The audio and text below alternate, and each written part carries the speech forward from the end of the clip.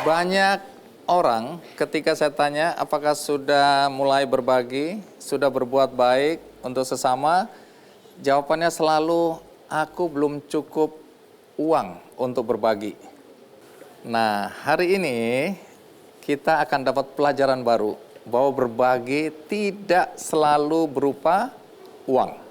Berbagi bisa juga berupa keterampilan yang kita miliki. Hari ini saya mengundang beberapa orang yang sudah melakukannya. Nah, kita lihat di sini ada Bung Joni Malato yang lagi finishing touch. oh finishing touch. Yes. Ini sudah selesai? Belum, nanti terakhir. Oh, belum juga. Ini yang sedang dalam proses. Hampir selesai. Hampir selesai. Ya. Nah, sebelum ini karena untuk menata rambut membutuhkan waktu yang cukup lama, maka sebelum acara ini dimulai tadi, Bung Joni sudah menata setengah jadi, begitu ya? Rambut my client, model namanya Gwen. Iya. Dia seorang dokter gigi. Oke. Rambutnya tadi segini, saya potong pendek. Oke. Nah, mungkin penonton penasaran ya apa yang terjadi di belakang panggung ya. Nah, coba kita lihat proses waktu rambutnya masih panjang dan sampai seperti ini. Mari kita lihat.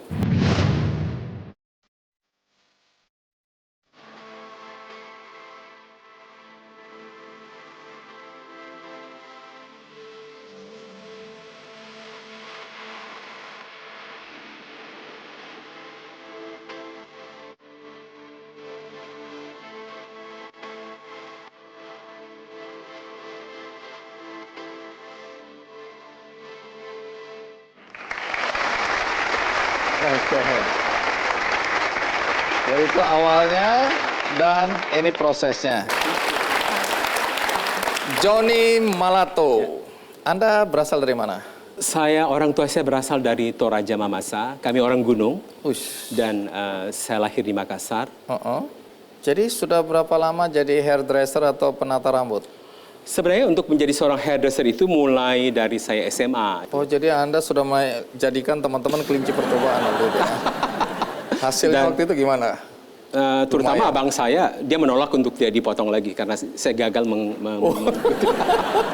Jadi awal-awalnya semua orang jadi takut ya? Ya, jadi sini saya potong, lari semua ya? Iya. Tapi kalau sekarang malah minta. Ya. Nah, siapa saja yang biasanya menggunakan jasa Anda sebagai penata rambut ini? Klien saya banyak. Bayarannya pasti mahal ini ya? Pasti. Ush. Ya kalau saya sekolah di London, Anda harus saya bayar mahal. Oh, Anda? Saya sekolah di Paris dan London. Wish. Baru saya mau tanya, Anda belajar gunting rambutnya di mana itu? Atau menata rambutnya di mana? Saya bersyukur saya mendapat talenta yang Tuhan berikan kepada saya. Saya otodidak pertama. Awalnya. Terus saya bilang ke ayah saya, karena kami dari Toraja Mamasa, mereka bilang, saya bilang ke papa saya mau jadi hairdresser, Pak. Papa bilang, you never hairdresser. Langsung itu gimana sesuatu reaksinya? yang aneh buat kami suku Toraja saat itu di era 80. Itu mereka pikir itu sesuatu pekerjaan yang aneh. Nah, tunggu, aneh. Stop sampai di situ dulu. Ya. Karena saya udah bayangkan betapa kagetnya ayah atau orang tua Anda ya. Nah, tapi sampai di situ dulu, karena sebelum Anda lanjutkan, kita lihat dulu liputan berikut ini.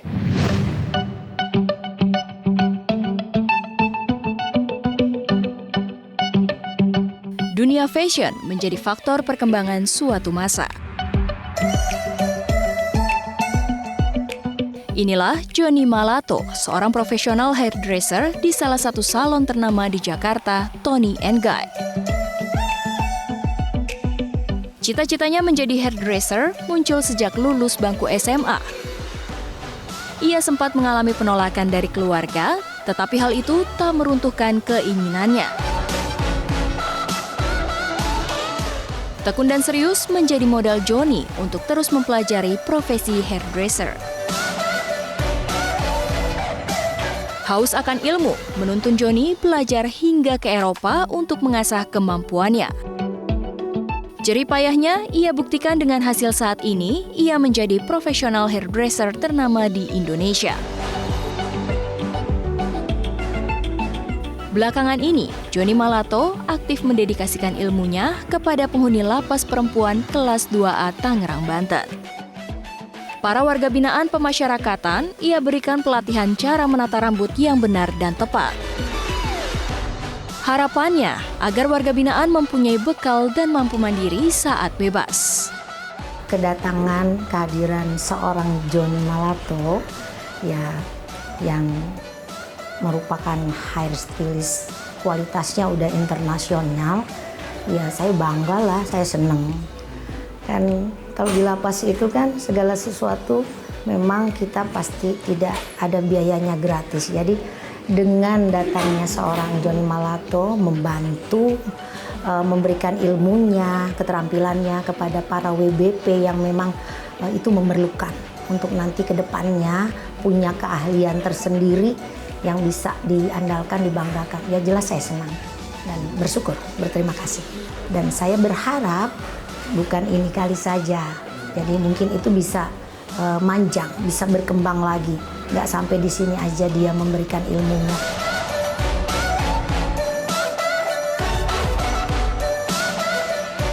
Bagi Johnny, ilmu yang ia bagikan bisa bermanfaat dan memberikan harapan bagi orang lain.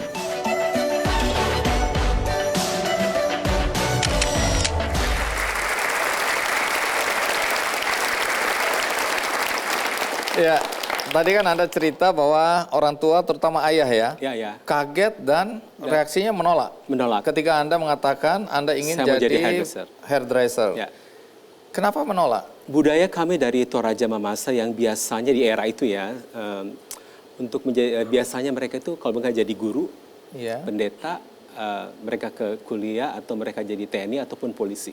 Oke, itu Atau mungkin biasanya jasa, atau seperti mungkin itu. lawyer. Ya. Tiba-tiba Anda bilang mau jadi penata rambut, Ya, kaget. karena menurut mereka mungkin itu sesuatu yang aneh. Menurut Papa itu aneh. Oke. Ya, dia bilang, are you Tidak serious?" biasa. Ya, mereka menolak. Nah, tunggu dulu. Anda datang keluarga yang seperti apa? Orang tua pekerjaannya apa? Papa itu profesional, dia profesional bekerja di hotel. Saya pikir pada saat itu dia sangat modern. Oke, tapi toh tetap Cuman kaget.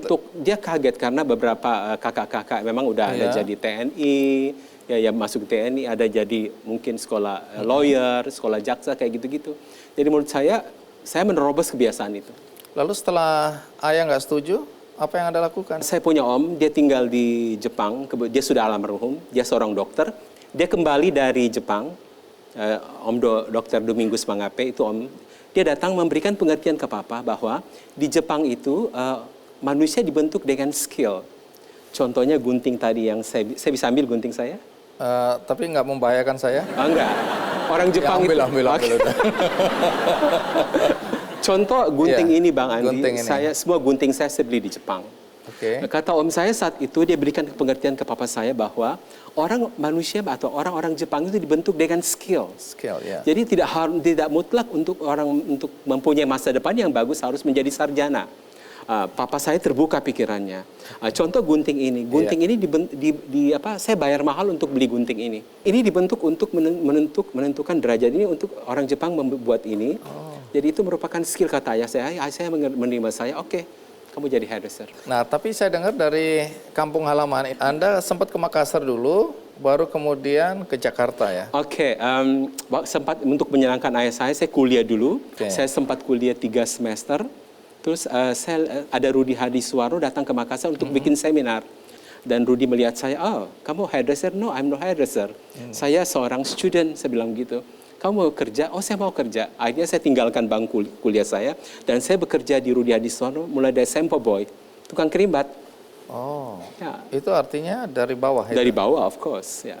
Tapi karir saya cepat sekali Rudi, jadi dari Sempo Boy saya berkembang langsung menjadi seorang hairstylist. Dan saya mengumpulkan uang saya saat itu, karena menurut saya pendidikan dunia hairdresser di Indonesia sangat minim. Kalau saya lihat ya, Iya. akhirnya saya terbang ke Hong Kong.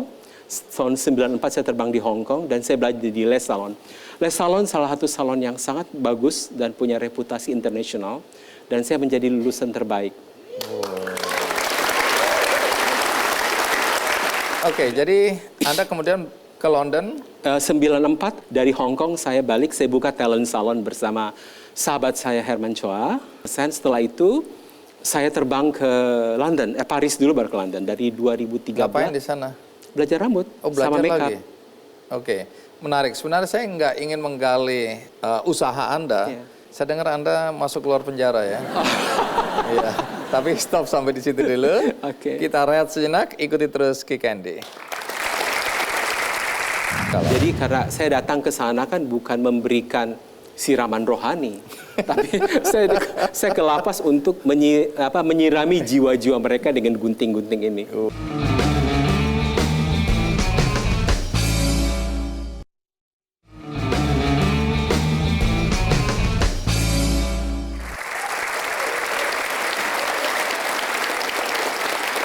Bung Joni, kegiatan Anda di penjara atau di lembaga pemasyarakatan, boleh cerita?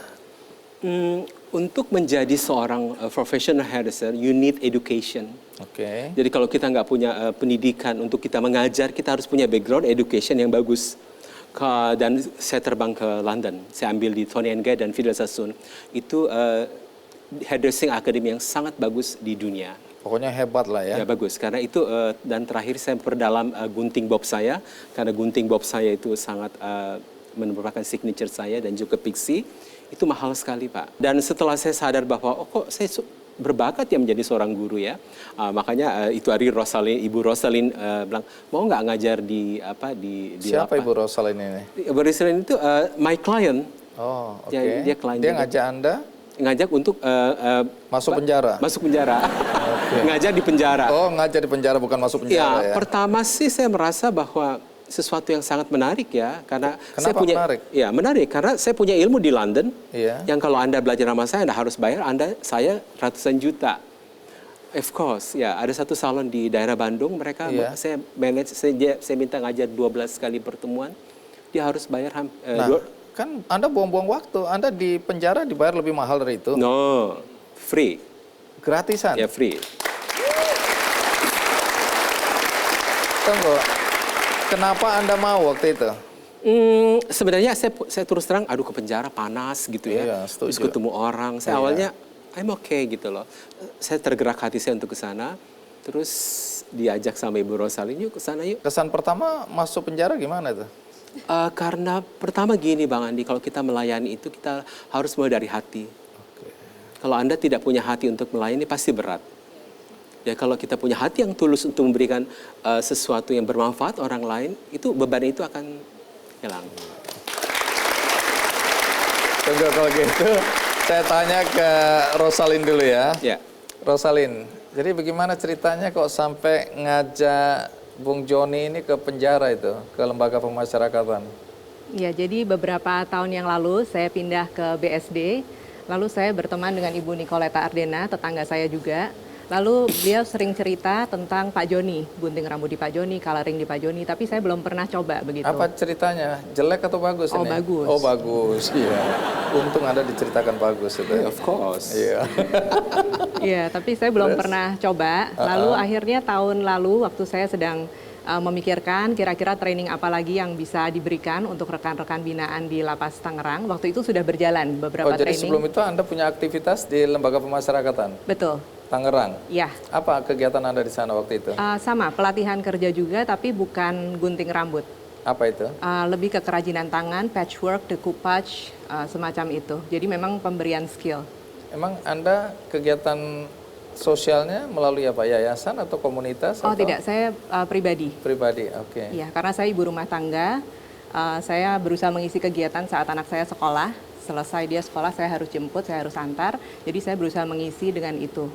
Wah, Begitu. mulia sekali ini ya. Kita berikan applause, Pak. Baik. Kemudian Anda waktu diceritakan tentang Bung Joni mulai terpikirkan ini. Ya, karena waktu itu saya lagi tenang, saya pikir, saya sedang berdoa, saya pikir apalagi ya begitu kan. Lalu saya pikir ini gunting rambut itu mungkin modalnya tidak besar. Walaupun setelah Pak Joni mengemukakan peralatan yang harus dipersiapkan, Baru saya kaget. cukup terkejut. Padahal itu border paling rendahnya dia tuh, gunting sepasangnya waktu itu 2 juta ya. Kita Padahal itu yang tawar paling jadi murah. 1,8. Saya udah tawar-tawar, Pak nggak boleh ya, seperti yang Bapak bilang, nggak boleh ya ini yang lebih murah aja nih, ada nih 300.000 nih, 600.000, nggak mau dia. Maunya 1,8 sepasang. Akhirnya saya coba cari donatur, itu pelan-pelan terpenuhi. Jadi memang ini pekerjaan banyak orang, pekerjaan Tuhan, melalui banyak orang yang bisa melengkapi semuanya. Jadi saya pikir, oh itu modalnya tidak terlalu besar, rekan-rekan binaan bisa belajar di sana hanya dengan modal sebuah gunting yang nantinya mungkin ketika mereka keluar mereka bisa menggunakan skill itu untuk mereka bekerja. Berapa banyak perempuan atau warga binaan yang tertarik untuk ikut program ini? Sebenarnya mungkin lebih banyak, tapi karena tempat tidak terlalu besar dan juga Pak Joni ingin semua hands-on, jadi kita memang berikan batasan. Kadang kita berikan batasan 10, kadang yang lalu 5, supaya lebih efektif pelatihannya. Oke. Berapa lama itu biasanya kalau satu orang dilatih sampai ahli atau pinter? Saya sambung pembicaraan Ibu Rosali dulu. Saya minta gunting itu hari ya, dan ada beberapa donatur yang sumbang ya, termasuk ongkos transport saya bilang beliin gunting, beliin yang lain dong. Terus beberapa tamu seperti sahabat saya Pak Apul Panjaitan. Mana Pak Apul? Boleh berdiri Pak Apul? Ibu Kanti. Ibu Kanti mana? Oke. Saya bilang Terima kasih, silakan duduk. bantuin aku dong. Gue nggak bisa kerja di suatu ruangan yang maaf ya, itu kan sangat tidak presentatif. Iya, namanya juga lembaga pemasyarakatan. Mereka dari Savana Furniture, tolong bantuin aku bikin aku satu set untuk cermin. Dia kerjain cuman berapa hari ya itu hari, cuman nggak sampai seminggu langsung dikirim ke lapas. Oke. Dan ada beberapa yang beli bangku. Jadi ini kolaborasi kebaikan lah ya. Terus apa manfaat yang Anda rasakan atau Anda lihat setelah ada pelatihan? Sebetulnya rekan-rekan binaan sudah punya basic skill itu sudah ada. Tapi dengan kehadiran Pak Joni tentunya itu sangat menambah skill mereka. Mereka merasakan ada banyak teknik baru yang mereka belum pernah pelajari dan itu mereka dapatkan dari Pak Joni karena kita tahu Pak Joni punya standar tinggi dan mereka memang mengatakan Bu Rosalin, terima kasih sekali beberapa trainer yang Ibu bawa itu selalu di atas standar kualitas yang biasanya kami terima begitu. Oke, jadi beruntung ya, harusnya 100 juta itu ya. Karena terima kasih, Rosalin. Saya punya buku namanya Future Foundation. Itu buku dasar bagaimana gunting rambut yang tepat dan benar. Oke, itu yang Anda ajarkan. Ya, jadi saya bukan seperti itu. Nah, kemudian kalau Anda lihat dari pengalaman mengajar atau melatih ya para narapidana, napi atau warga binaan di lapas ini, apakah mereka punya bakat juga? Kebetulan saya punya talenta untuk melihat orang berbakat atau tidak. Nah, gimana itu? Jadi ada 20 orang, saya kumpulin. Iya. Setelah saya lihat, saya tes mereka basic dulu ngeblow.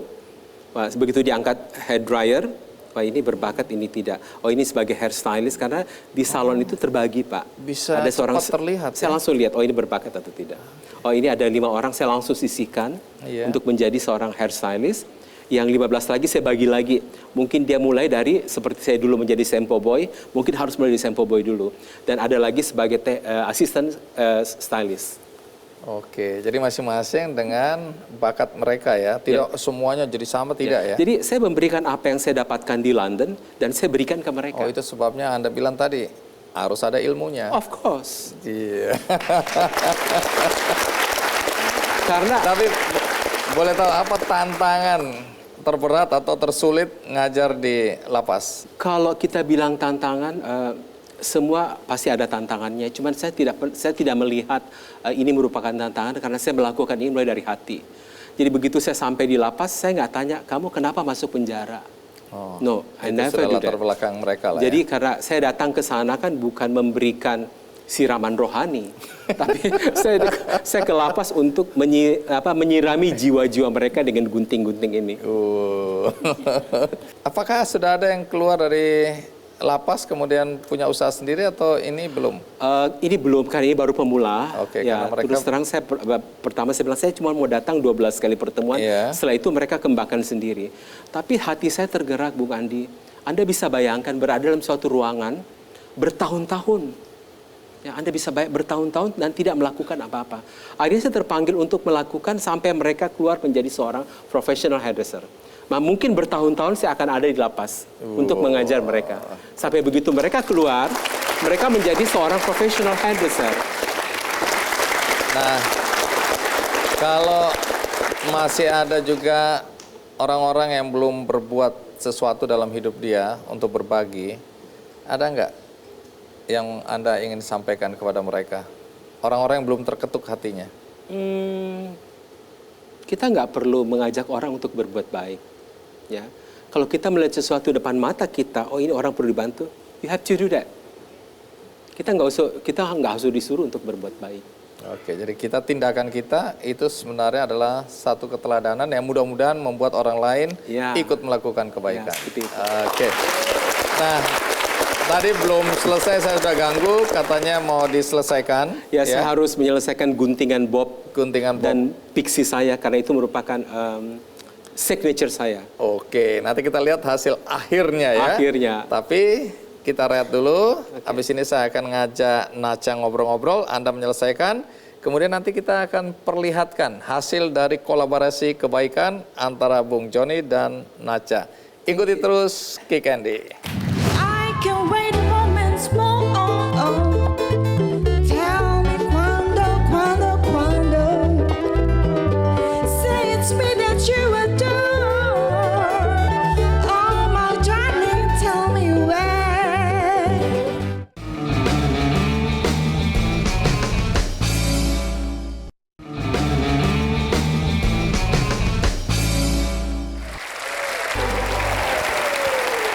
Nah, di belakang mereka ada cerita.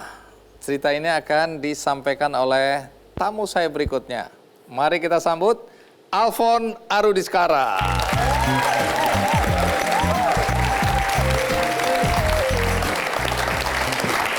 Iya. Mas Alfon, terima Selamat kasih. malam, Bang Adi. Iya.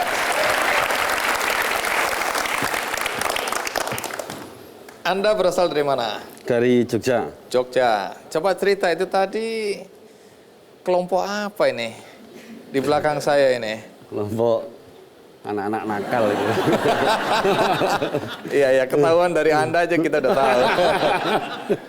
Coba ini namanya apa ini? Ini orkes. Ini keroncong Sanggar Seni Notoyudan ya. Oke, di balik penampilan teman-teman ada cerita yang menarik ya. Karena saya dengar Anda sendiri dulu pernah ngamen ya di Malioboro ya. Betul. Oke, dulu saya maaf ya, saya nggak sempat bayar waktu itu. Ya.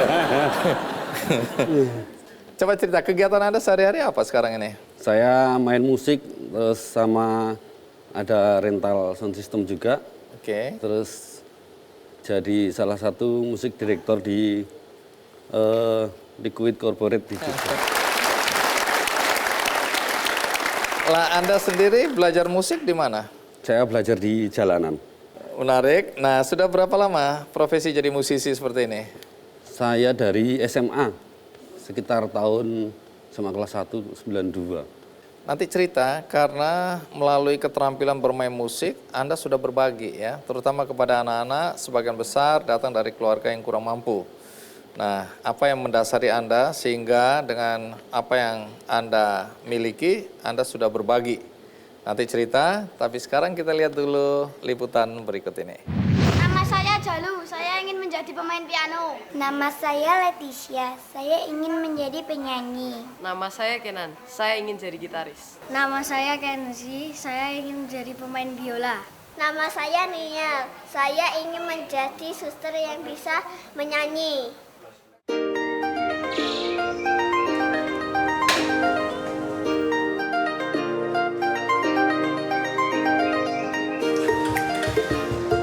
Berbagi itu bisa melalui apa saja, termasuk melalui profesi unik lelaki berumur 42 tahun ini.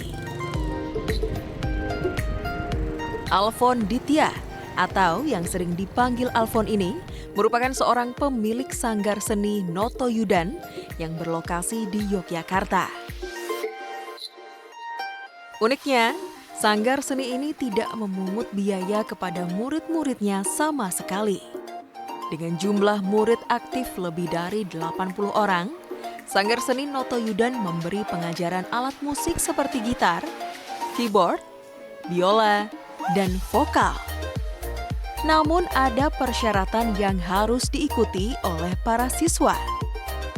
Sistem di Sanggar ini karena kita free, kita free terus, tapi kita meminta komitmen kepada orang tuanya agar tetap anak itu diusahakan tetap berangkat, sehingga kita hanya memiliki toleransi 2 kali tidak masuk.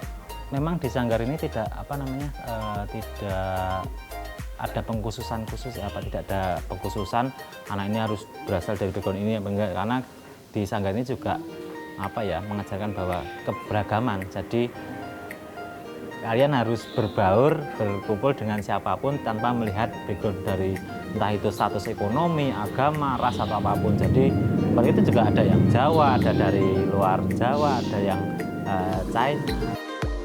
Latar belakang murid yang berlatih di Sanggar Seni Noto Yudan ini beragam. Sebagian besar berasal dari golongan ekonomi menengah ke bawah. Mereka mengaku sangat terbantu dengan adanya Sanggar Seni Noto Yudan ini. Saya sebagai tukang job, ya sangat membantu karena satu dari segi biaya juga sekarang les musik kan mahal, kalau kita harus bayar itu mahal. Terus intinya paling meringankan di biaya sih, biaya sangat meringankan sekali, sangat membantu sekali. Dan di sini juga bisa sambil belajar, anak-anak interaksi sama teman-teman. Kadang juga ada acara ngisi di mana kan buat ngelatih mental juga, Mbak. Para siswa Sanggar Seni Noto Yudan juga sudah berhasil meraih berbagai prestasi dalam ajang pentas musik. Baru-baru ini, mereka berhasil meraih juara lomba musik keroncong tingkat nasional. Alfon dan para guru lainnya berharap dengan kegiatan yang mereka lakukan, semakin banyak musisi yang tergerak hatinya untuk melakukan hal yang sama dan meningkatkan nilai seni musik di mata masyarakat.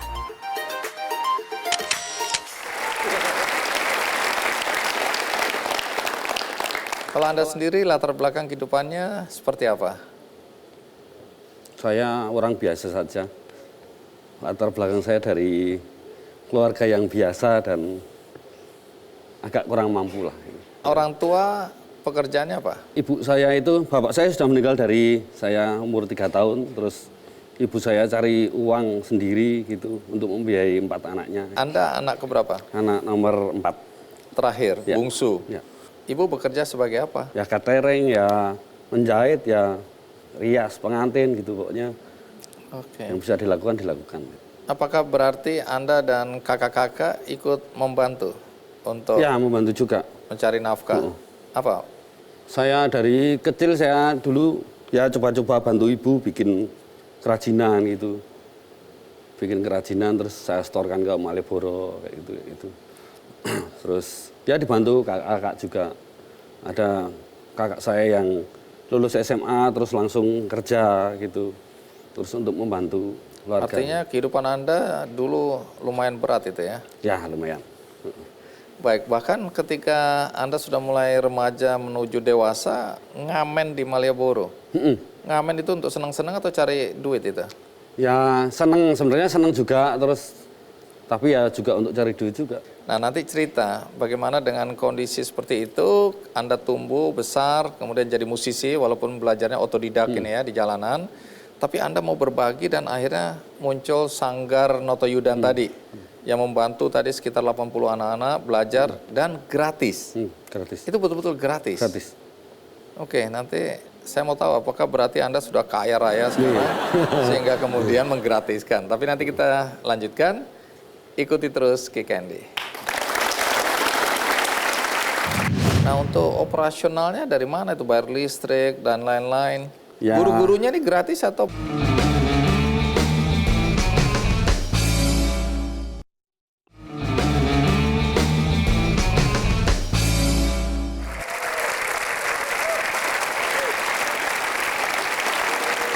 Mas Alfon Arudiskara, apa yang membuat Anda kemudian waktu itu memutuskan untuk aku harus berbagi keterampilanku kepada anak-anak? Dan ini gratis ya? Ya. Karena ya mengingat dulu saya susah, terus saya dulu sempat les, tapi karena nggak kuat untuk bayar, saya berhenti les. Terus maka dari itu, setelah saya belajar dan saya udah bisa, saya punya pikiran, kenapa kok aku nggak ngajarin anak-anak ini, kalau ada anak yang mau belajar ke saya, tak ajarin lah gitu, nggak usah bayar lah gitu. Terus kebetulan ketemu tim-tim yang sepemikiran dengan saya, jadilah Sanggar itu. Siapa itu mereka yang sepemikiran ini? Ada beberapa teman, ada Mas Febri, itu sekarang dia ngajar biola di Sanggar, ada Mas Asis, ada Mbak Firi, terus ada Mas Basuki juga, ada Mas Arif itu ngajar gitar. Dan ada beberapa banyak lagi yang teman-teman teman-teman yang ternyata tertarik dengan ide saya seperti itu. Ayolah kita berbagi. Wong berbagi itu tidak perlu harus punya duit kan. Jadi kita bagi aja lah gitu. Oke. Yang diajarkan di Sanggar Noto Yudan ini apa? Awalnya cuman bikin kayak klinik gitu karena saya cuman bisa biola dan klinik, dan saya pikir apa ada yang mau ya gitu. Saya bikin ada yang datang dan ternyata semakin banyak terus saya bikin kelas gitu. Awalnya hanya kelas biola, terus lama-kelamaan Mas Febri dan beberapa teman masuk tak bikin kelas keyboard dan piano itu, terus ada vokal, ada gitar. Terus yang terakhir ini ada keroncong itu. Itu peralatannya dari mana itu? Kalau dulu kumpul-kumpul sih, kumpul-kumpul siapa yang Patungan. punya. Yang punya pinjam, kumpul-kumpul, terus lama-lama ada yang ngasih gitu, terus kita kumpulin ngasihin Sanggar gitu. Oh, oke. Banyak juga sih yang ngasih. Terus yang belajar ini anak-anak dari mana ini? Kalau dulu masih bebas sih karena peminatnya nggak begitu banyak. Jadi siapapun yang daftar bisa langsung masuk, kami ajari.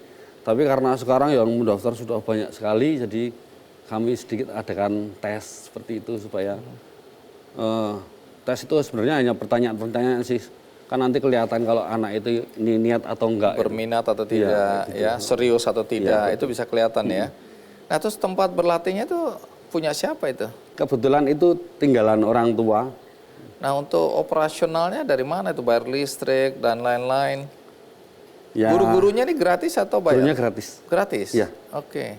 Terus Bahkan malah kadang-kadang bareng dengan guru ini tombok-tombokan kita patungan, oh ini ada yang bocor sana, kita patungan benahin. Oh, sana. memang tempatnya bocor-bocor Iya, gitu. Nah, kemudian saya dengar bahwa bukan saja musik, tapi justru melalui musik Anda hendak mengajarkan nilai-nilai Iya. kepada anak-anak ini. Iya. Nilai-nilai apa yang Anda ingin ajarkan atau wariskan kepada generasi muda ini? Kita ajarkan untuk berbagi itu karena kami punya program anak-anak yang kami ajarkan ini nantinya bisa mengajari adik-adiknya. Itu jadi dari kami berbagi ke mereka, nanti mereka sudah bisa, mereka ngajari adik-adik yang akan masuk berikutnya. Karena kami memasukkannya nggak berlatar belakang kamu harus kaya, kamu miskin, nggak kayak gitu, kamu harus Jawa, harus apa gitu, nggak gitu. Bebas saja. Terus dari situ kan anak-anak itu kan, oh bergabung dengan berbagai macam beragam itu kan lebih kaya, lebih tahu gitu. Oh, jadi ada nilai keberagaman yang Anda ingin ajarkan ya? Oke.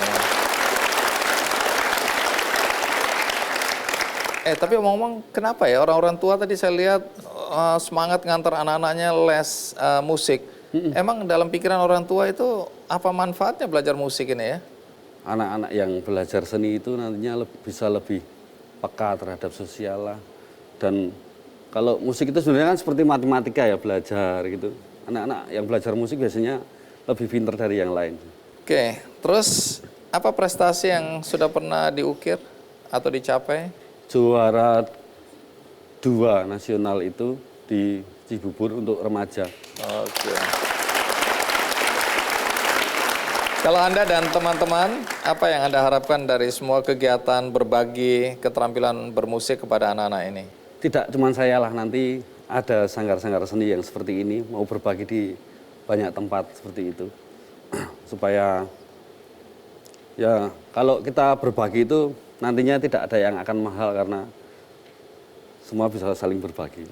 Semakin banyak orang berbagi, semakin banyak orang mendapat manfaat, dan memang berbagi itu tidak mahal ya.